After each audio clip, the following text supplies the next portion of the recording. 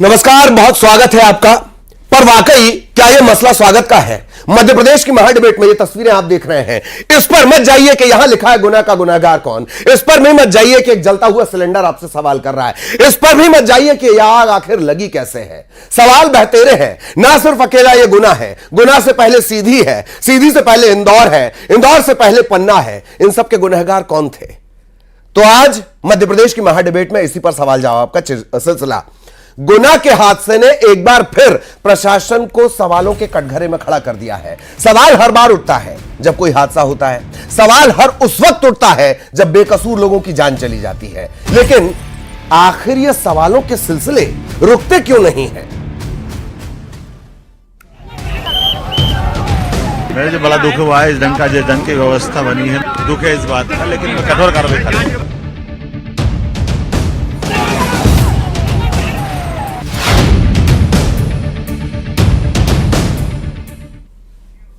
तो बस और डंपर की टक्कर हुई, बस में आग लग गई, 13 जिंदगियां जिंदा जल गई, कई लोग झुलस गए। हादसा हुआ तो प्रशासन नींद से जागा, घायलों को अस्पताल ले जाया गया। खुद सीएम डॉक्टर मोहन यादव अस्पताल पहुंचे, घायलों से मुलाकात की, मृतकों के जो परिजन थे उन्हें सांत्वना दी। सीएम ने पूरे मामले की जांच के आदेश भी दिए हैं। परिजनों से मुलाकात की आपने? मेरे जो बड़ा दुख हुआ है इस ढंग का जो ढंग की व्यवस्था बनी है, मेरे बड़ा दुख है इस बात का, लेकिन कठोर कार्रवाई करेंगे। बड़ा दुख हुआ है इस ढंग का जो ढंग की व्यवस्था बनी है, मेरे बड़ा दुख है इस बात का, लेकिन कठोर कार्रवाई करेंगे। तो जांच के आदेश दे दिए गए हैं। हालांकि हर हादसे के बाद इसी तरह एक्शन लगातार ताबड़तोड़ देखने को मिलता है। सब कुछ हुआ, लेकिन सवाल यही हादसे पर आता है। जो बस हादसे का शिकार हुई वो कई साल पुरानी थी। इस तरह के बेहतरीन सवाल हैं, वो भी हम आपको दिखाएंगे। कई सारे सवाल हैं जो बस हादसे का शिकार हुई वो कई साल पुरानी थी। बस का रजिस्ट्रेशन, बीमा दोनों नहीं थे, फिटनेस सर्टिफिकेट एक्सपायर हो चुका था। बताइए कि ये कब किस हादसे में, सड़क हादसे में ये बात निकलकर सामने नहीं आई है कि बस का फिटनेस नहीं है, बस का बीमा नहीं है, बस का जो लाइसेंसिंग प्रोसेस है या परमिट है वो एक्सपायर हो चुका है। अब सोचिए कि कहां था प्रशासन, क्यों अब तक इस तरह की बसों पर कार्रवाई न की गई? जाने कितनी बसें प्रदेश में चल रही होंगी। और अब महाडिबेट के बड़े सवालों पर नजर डाल लेते हैं। किस तरह के सवाल खड़े हो रहे हैं? लापरवाही का कहर निर्दोषों पर भारी, हर बार इसी तरह से होता है। हर बार वही तमाम बयान सुनने में आते हैं, लेकिन निर्दोषों पर यह भारी पड़ता है। हर बार जांच का झुंझुना थमा दिया जाता है, लेकिन इस जांच का झुंझुना कभी कहर बन के जिम्मेदारों पर क्यों नहीं टूटता है? हादसे दर हादसे, और कब लिया जाएगा इनसे सबक? ये तमाम बड़े सवाल, सड़क पर मौत की रफ्तार और कौन गुनहगार, यही तमाम बड़े सवाल हैं जो जस के तस बरकरार है, बने हुए हैं। इन्हीं को लेकर चर्चा भी करेंगे। कोशिश करेंगे कि आज मध्य प्रदेश की महाडिबेट से एक सॉल्यूशन निकले, एक सबक निकले, एक नसीहत निकले। बेहद खास मेहमान हमारे साथ जुड़े हुए हैं। डॉक्टर सत्यप्रकाश शर्मा, वरिष्ठ पत्रकार हैं। सर, स्वागत है आपका। एम के त्रिपाठी साहब, एक्स डीजीपी, सर आपका भी बहुत बहुत स्वागत। संतोष गौतम, कांग्रेस के नेता हैं, वो भी हमारे साथ जुड़े हुए हैं। डॉक्टर रेणु यादव, समाज सेवा में बहुत एक्टिव रहती हैं, कई बार इस तरह के मामलों को उठा चुकी हैं। पंकज चतुर्वेदी, बीजेपी के प्रवक्ता, वो भी हमारे साथ जुड़े हुए हैं। आप सभी का बहुत स्वागत है। और दरअसल ये मसला स्वागत से जुड़ा नहीं है, ये सवालों से जुड़ा मसला है। सबसे पहले पंकज चतुर्वेदी साहब, सवाल मेरा आपसे, हादसा, एक्शन, कार्रवाई, इससे सॉल्यूशन निकल पाएगा? देखिए ललित जी, सबसे पहले तो हादसा बहुत दुखद है और मध्य प्रदेश के 8 करोड़ लोगों में से आज 13 लोग काल कवलित हैं। इस मध्य प्रदेश के परिवार की क्षति है। भारतीय जनता पार्टी की ओर से संवेदना, दुख, और ये सत्य है ललित जी कि जो दिवंगत हो गए उनकी क्षतिपूर्ति असंभव होती है, ये दुनिया का सत्य है। लेकिन उसका दूसरा पक्ष यह है कि इस प्रकार की परिस्थिति क्यों बनी कि आज एक बस दुर्घटना में 13 लोग काल कवलित हुए, 17 लोग घायल हैं, और इसीलिए सरकार ने, मुख्यमंत्री जी स्वयं स्थल पर गए। ठीक। और सरकार ने प्रयास किया कि परिवहन आयुक्त, परिवहन विभाग के प्रमुख सचिव, एक सीनियर आईपीएस, एक सीनियर आईएएस, जिले के कलेक्टर, जिले के पुलिस कप्तान, जिले के आरटीओ अधिकारी, जिले के नगर निगम के अधिकारी और नीचे के अधिकारी, इनमें से कुछ को तबादला किया, कुछ का निलंबन किया है। निलंबन को लेकर एक सवाल रहेगा चतुर्वेदी साहब, मैं आऊंगा आपके पास। संतोष गौतम कांग्रेस नेता हमारे साथ जुड़े हुए हैं। संतोष जी, कार्रवाई हो रही है, एक्शन हो रहा है, इस एक्शन से इस तरह के हादसों पर रोक लगेगी? देखिए मैं कहता हूं कि हादसा बेहद दुखद है और कांग्रेस पार्टी की संवेदनाएं उन परिवारों के साथ है जिनके परिवार के लोग उसमें मृत हुए हैं या जो लोग घायल हैं, उनके प्रति भी पूरी संवेदना है। मैं ये कहना चाहता हूं कि ये विषय हालांकि राजनीति के नहीं होने चाहिए, लेकिन जब सामने बात आती है कि भारतीय जनता पार्टी के नेता से संबंधित वो बस थी और वो वर्षों से उसका परमिट नहीं था, उसकी फिटनेस नहीं था, बीमा नहीं थी और उसके बावजूद वो चल रही थी, तो या तो ये भ्रष्टाचार का मामला है या रसूख का मामला है। और ऐसी कितनी ही बसें मध्य प्रदेश की सड़कों पर चल रही होंगी जो सीधे सीधे मौत का सौदागर बनकर चल रही हैं, जो कभी भी किसी को भी काल कवलित कर सकती हैं। तो मैं समझता हूं कि भारतीय जनता पार्टी की प्रदेश सरकार को इस पर ध्यान देना चाहिए कि केवल एक एक्शन से नहीं हो, आगे भी इस प्रकार की घटनाएं रुक सके, कठोरतम कार्रवाइयां होना चाहिए। ठीक ठीक, कठोरतम कार्रवाइयां होनी चाहिए। आएंगे आपके पास भी हम सवालों के साथ। डॉक्टर सत्यप्रकाश शर्मा साहब हमारे साथ जुड़े हुए हैं। शर्मा साहब, सीधा सवाल के हम एक्शन की बातें कर रहे हैं, जांच की बातें कर रहे हैं, मियाद तक आजकल दे दी जा रही है, क्या इन सब का वाकई असर होता है सड़क हादसों पर? आंकड़े तो हर बार बढ़ते हैं। देखिए, एक घटना का जिक्र करूंगा। पिछले साल मई में खरगोन में एक घटना घटित हुई जिसमें बस पुल की रेलिंग टूटने से नदी में गिर 24 लोगों की मौत हुई। आपने देखा होगा वहां एक भी व्यक्ति के अगेंस्ट कोई कार्रवाई नहीं हुई। देखिए, मैं इस जो कार्रवाई आज की है सर, मैंने अपने इतिहास में, अपने जीवन के इतिहास में पहली बार इतना स्ट्रिंजेंट एक्शन देखा है जिसमें विभाग के मुखिया से लेकर PS, collector, SP, deputy transport commissioner सबको हटाया है या दूसरे अधिकारियों को, आरटीओ को सस्पेंड किया है। तो ये एक गंभीर मामला है कि ना तो उसका फिटनेस था, ना जीवित बीमा था, ना परमिट था। ये किसकी जिम्मेदारी है? क्योंकि अभी तक जो एक्शन होते रहे वो फील्ड के ऑफिशियल्स पर होते रहे, लेकिन ये आपको कहना पड़ेगी तारीफ के काबिल कदम है, क्योंकि इससे इंपैक्ट पड़ता है कि आगे भविष्य में जितने भी लोग हैं वो अलर्ट हो जाते हैं कि इतने बड़े एक्शन भी हो सकते हैं। यानी कि आप देखें कि इस टाइप के एक्शन, पीएस को कभी नहीं हटाया जाता है, टीसी को इमीडिएट कभी नहीं हटाया जाता है।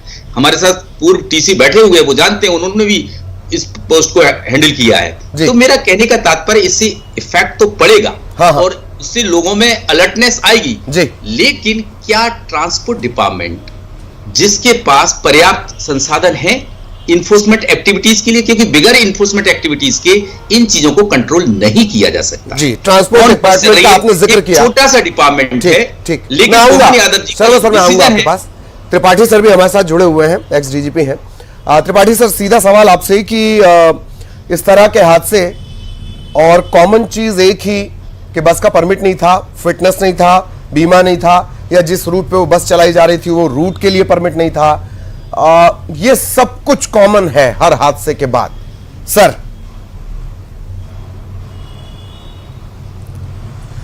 देखिए, निश्चित रूप से जो तथ्य सामने आए हैं, गुना की जो हृदय विदारक ये घटना हुई है, इसमें लाइसेंस नहीं था और फिटनेस भी उसका नहीं था। वो बता रहे हैं टैक्स भी जो है पूरे समय का उसमें जमा नहीं था। इस प्रकार की जो बसें चल रही थी, निश्चित रूप से इसके लिए जो स्थानीय अधिकारी हैं, आरटीओ और संबंधित लोग हैं, वे इसके लिए जिम्मेदार हैं, क्योंकि कहीं न कहीं उनकी जानकारी में ये चीज़ होना आवश्यक था कि इस प्रकार की बस उनके यहाँ पर चल रही है। गुना से आरोन के बीच में निश्चित रूप ये उसी दिन नहीं चल रही होगी, बल्कि लगातार चलती रही होगी जाहिर तौर पर। तो ये एक गंभीर चिंता का विषय है कि इस प्रकार से ये बस चल रही थी। जी। लेकिन जहाँ तक दुर्घटना का प्रश्न है, दुर्घटना एक अलग विषय है, क्योंकि दुर्घटना हेड ऑन कोलिजन से हुई है, डंपर से हुई है। अगर गाड़ी का फिटनेस होता भी, इसका लाइसेंस, इसका अगर इंश्योरेंस भी होता, फिर भी दुर्घटना हो सकती थी और लोगों की जान जा सकती थी। ये मार्के की बात आपने कही है कि अगर ये उनके विरुद्ध दस्तावेज होते तो भी ये बात हो जाती, लेकिन आखिरी बार आपने लापरवाही, दुर्घटना की बात है, दुर्घटना जो है वो, जी मैं आऊंगा त्रिपाठी सर, आपने एक शब्द बोला लापरवाही, लापरवाही से जुड़ा मेरा अगला सवाल रहेगा, मैं आऊंगा आपके पास। डॉक्टर रीनू यादव, आप समाज सेवी हैं, वो भी हमारे साथ जुड़ी हुई हैं। डॉक्टर यादव, जब ये हादसा हुआ, 2 लोगों की डेड बॉडी गेट के पास मिली, अंदर की डेड बॉडीज के पास जब लोग गए जो उन्हें बाहर निकाल रहे थे, 7-7, 8-8 लाश एक साथ चिपकी हुई हैं। क्या आज भी हमारे लोग मजबूर हैं कि वो इसी तरह की व्यवस्था में सफर करें और असमय मौत उनकी आ जाए? डॉक्टर यादव। जी बिल्कुल, मैं कहना चाहूँगी आज सुबह की शुरुआत ही इस हृदय विदारक घटना से हुई, जो कि बहुत ही कहना चाहिए मूड को अपसेट कर देने वाली थी। और साथ में मैं उन व्यक्तियों के घर वालों के बारे में सोचती हूँ जिनके परिवारजनों की आज मृत्यु हुई होगी। उनका तो आज शायद जिंदगी ही बदल गई होगी। लेकिन अगर मैं देखूं, जैसा कि अभी हमारे एक सहयोगी ने कहा कि कहीं ना कहीं लापरवाही की घटना भी सामने आती है, तो मैं इस पर ये कहूँगी कि जैसे स्पेशली बड़े व्हीकल्स जो है उनके जो सेफ्टी मेजर्स है, स्पेशली उन पर लापरवाही नहीं होनी चाहिए। जैसे कि हम लोग देखते हैं कि सबसे ज़्यादा जो आज हम लोग नेगलेक्ट करते हैं, चाहे वो मैं आम जनता की बात करूं या प्रशासन की बात करूं, सेफ्टी के मानकों का कहीं पर भी अच्छी तरीके से पालन नहीं हो रहा है, उसका पूरी तरीके से इम्प्लीमेंटेशन नहीं हो रहा है। सिर्फ सेफ्टी सर्टिफिकेट्स के नाम पर एक सर्टिफिकेट चिपका दिया जाता है, वो सर्टिफिकेट कितना कारगर है कितना नहीं है। अगर मैं बिल्डिंग सेफ्टी या व्हीकल सेफ्टी या अभी की घटना आप देख सकते हैं कि फिटनेस सर्टिफिकेट तक एक्सपायर हो चुका था, तो ये कहीं ना कहीं लापरवाही का नतीजा है पूरी तरीके से। और लापरवाही यहाँ पर मैं बोलूँगी कि ट्रांसपोर्ट कंपनी ओनर्स की लापरवाही ज़्यादा दिखाई देती है कि एटलीस्ट इन जो गवर्नमेंट ने मानक तय किए हैं उनको तो कम से कम फॉलो करना चाहिए। उसके बाद प्रशासन की भी बहुत ज़्यादा लापरवाही दिखाई देती है कि ऐसी बसें सड़क पर दौड़ ही क्यों रही हैं। आप देखेंगे आज भी अगर हम लोग ट्रांसपोर्ट में जाते हैं या हम लोग ट्रेवल कर रहे हैं तो आपके आसपास से ही ऐसे कई व्हीकल निकल जाएंगे जिसको आप देखकर बता देंगे कि अरे भाई ये फिटनेस के स्टैंडर्ड्स को फॉलो नहीं करती होगी। तो ऐसी बसें आरटीओ की नजर से चली कैसे जाती हैं, उन पर जांच क्यों नहीं होती है? तो कहीं ना कहीं लापरवाही का बहुत ज्यादा आरटीओ की नजर से चली कैसे जाती हैं? ये शर्मा सर जब मैं आपके पास आऊंगा, त्रिपाठी सर जब मैं आपके पास आऊंगा, तो आरटीओ से आखिर ये बसेस निकल कैसे जाती हैं, ये एक महत्वपूर्ण सवाल रहेगा। पंकज जी आपके पास मैं आ रहा हूं। मई 2015 में हादसा हुआ, 20 से ज्यादा लोग जल गए थे, छोटे छोटे बच्चे थे सर। फरवरी 21 सीधी बस कांड, 32 सीटर बस थी, 134 किलोमीटर लगातार चल रही थी, मेरा ख्याल है 50 से ज्यादा लोगों की जान चली गई थी।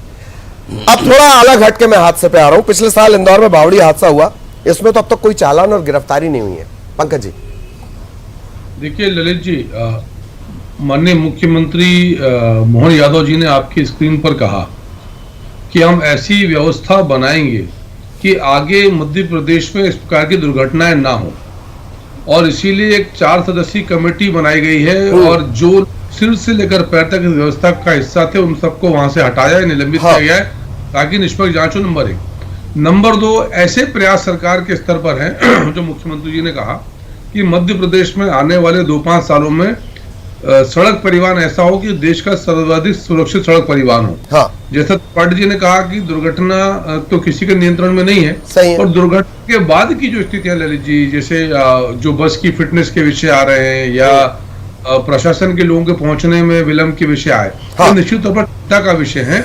इसीलिए अधिकारियों और कर्मचारियों पर निलंबन या स्थानांतरण की कार्रवाई की गई है। एक 4 सदस्यीय कमेटी बनाई गई है जो जांच करके इस बात के काम एक इसमें एक सवाल मैं जोड़ना चाह रहा हूं। एक इंदौर वाली घटना का मैंने जिक्र कर ही दिया, अब तक कोई चालान और गिरफ्तारी नहीं है। और मई 2015 पन्ना के जिस हादसे का मैं जिक्र कर रहा हूं, आरटीओ को जून में बहाली मिल गई सर। पंकज जी। देखिए ललित जी, 2 विषय अलग अलग है। एक सरकार की कार्रवाई और दूसरा जो प्रशासन के अधिकारी कर्मचारी उनके प्रशासनिक पात्रता, यदि निलंबन है या सस्पेंड किया गया या ट्रांसफर किया गया, तो हम इस व्यवस्था में एक सिविल सर्विस कोड की प्रक्रिया का पालन करते हैं। का पालन सभी को करना पड़ता है। पर जो प्रथम दृष्टया है, जो निष्पक्षता की बात है, जैसा शर्मा जी ने कहा कि पहली बार ऐसा हुआ है मध्य प्रदेश के इतिहास में कि transport commissioner senior IPS, transport का पीएस सीनियर आईएएस और बाकी नीचे के ढेरों अधिकारी एक साथ हटाए गए हैं। वो इसलिए ताकि कौन दोषी है ये सामने आए और दोषी को ऐसा कड़ा दंड मिले ताकि भविष्य में मध्य प्रदेश में इस प्रकार की घटनाओं की पुनरावृत्ति न हो, ये प्रयास होना चाहिए। घटना बहुत दुखद है, क्षतिपूर्ति संभव ही नहीं किसी प्रकार से, लेकिन अब प्रयास ये है सरकार के कि मध्य प्रदेश में हम ऐसी सड़क परिवहन की व्यवस्था निर्मित करें, प्रशासन में ऐसे कामकाज हों कि ऐसी किसी डिबेट में जाहिर तौर पर कम से कम वो गारंटी तो हो कि मैं सड़क पर निकलूं और घर वापस पहुंच जाऊं, वो गारंटी होनी चाहिए। संतोष जी, कितना लगता है ये जो जवाब, ये जो कार्रवाई है, ये जो तमाम अधिकारी हटाए गए हैं, कितना कारगर लगता है ये? देखिए, आपने एक बात बहुत अच्छी बोली कि इंदौर में भी इसी प्रकार से एक बावड़ी हादसा हुआ था जिसमें 35 लोगों की जान चली गई थी, और आपने ही अपनी रिपोर्ट में कहा कि उसमें किसी के ऊपर कोई कार्रवाई नहीं की।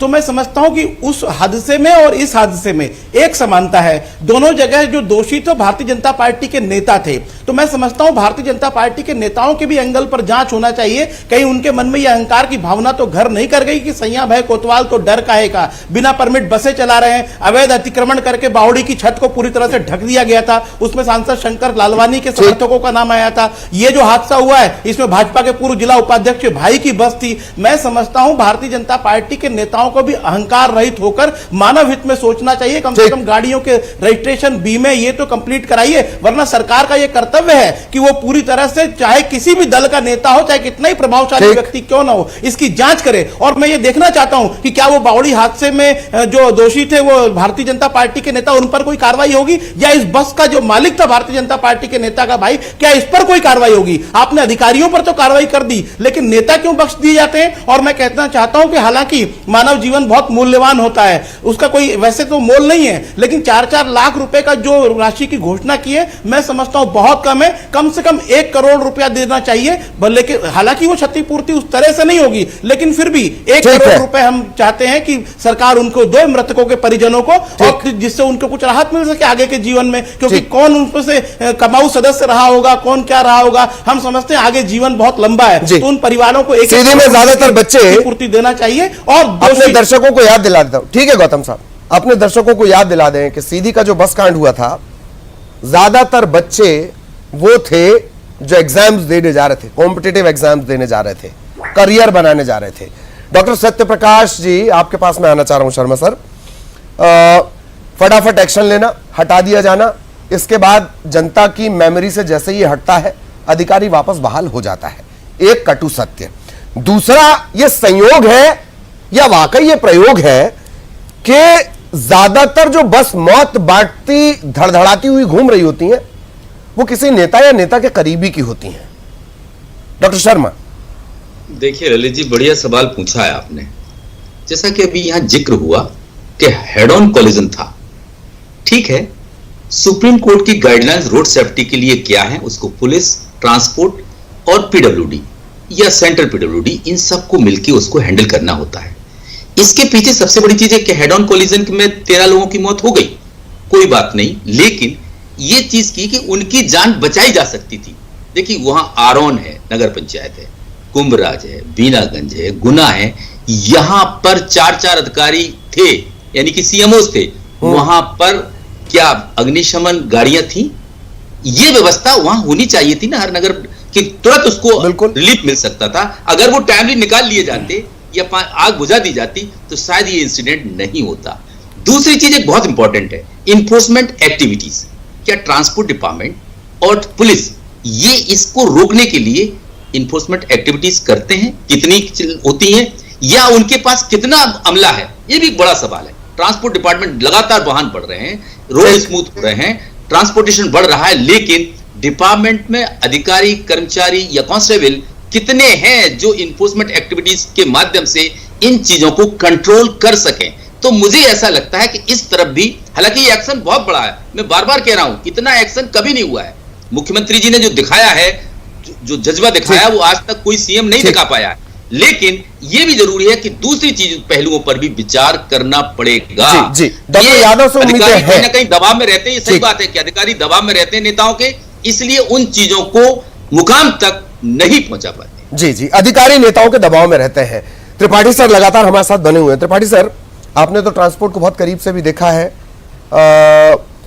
क्या ये एक दबाव वाली बात जो कही जाती है?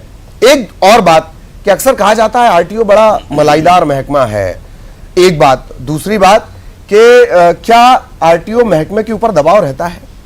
क्योंकि मैं आपको मिसाल भी बता देता हूं, ये एकदम वैसी नहीं है। गिरीश गौतम साहब एक बार साइकिल से जा रहे थे, वो संदेश दे रहे थे कि साइकिल चलानी चाहिए।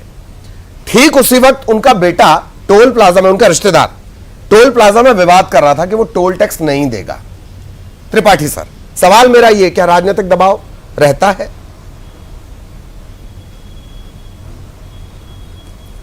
देखिए, राजनीतिक दबाव जो है शासन के सभी विभागों में रहता है, यह हम सब लोग जानते हैं।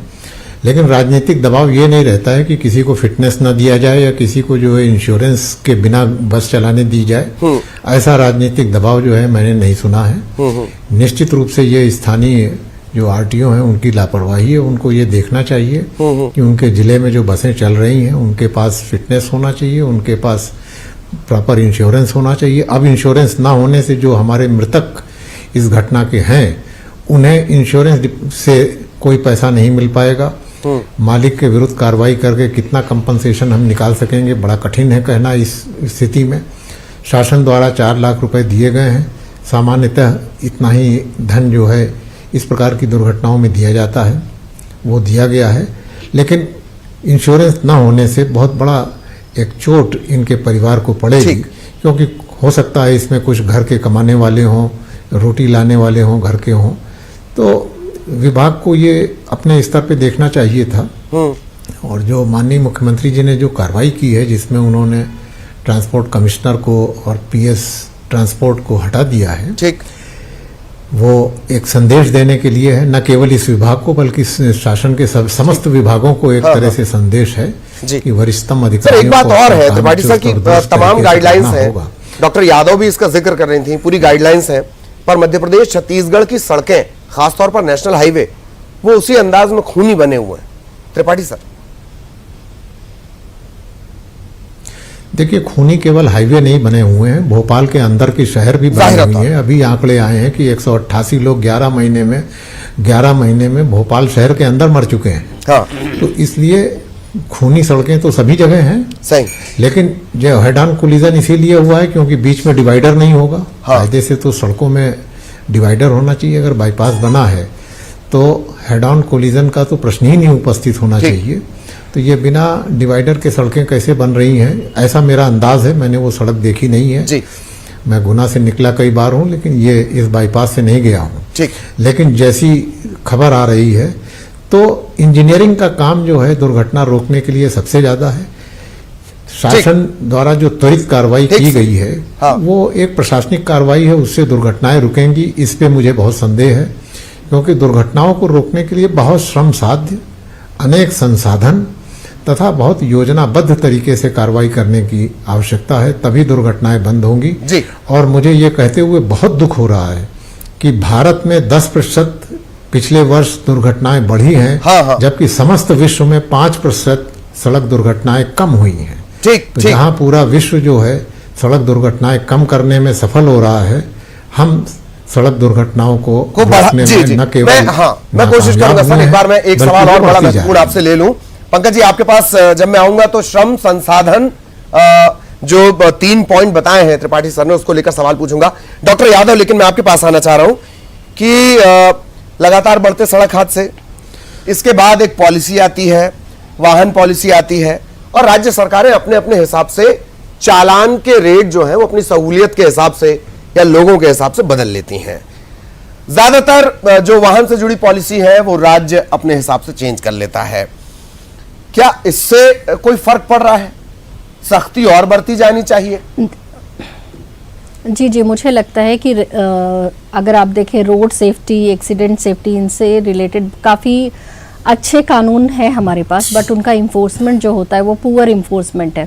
अगर हम किसी भी नियम को, जब तक आप तो इंडियन मेंटालिटी को समझते हैं कि जब तक किसी भी रूल को कड़े तरीके से इन्फोर्स नहीं किया जाता है तब तक वो अप्लाई नहीं होता। जैसे आज सीएम साहब ने इतनी कड़ाई और इतने स्ट्रिक्ट एक्शंस दिखाए हैं, अगर वो इन रूल्स के इम्प्लीमेंट के लिए उतने कड़े एक्शन दिखाएंगे तो वो भी शायद इम्प्लीमेंट होना शुरू हो जाएंगे।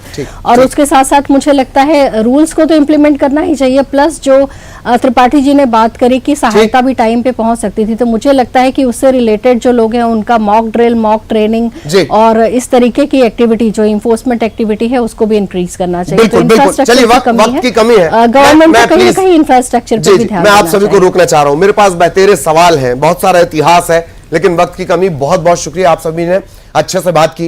और मैंने शुरुआत में जिक्र किया था कि हम जब चर्चा कर रहे होंगे तो एक समाधान दरअसल हमारे पास होगा। हम उस मुल्क में हादसों को लेकर चिंता कर रहे हैं जिस मुल्क के लोगों को यह तक नहीं पता कि हेलमेट को अगर इतना लगाया जाएगा तो कितनी जान बचेगी, पूरा लगाया जाएगा तो कितनी जान बचेगी, बेल्ट लगाया जाएगा तो कितनी जान बचेगी, और कैसे एक छोटा सा हेलमेट आपको कई हादसों से बचा सकता है।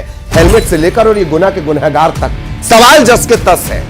मध्य प्रदेश की महा डिबेट में इतना ही। नमस्कार।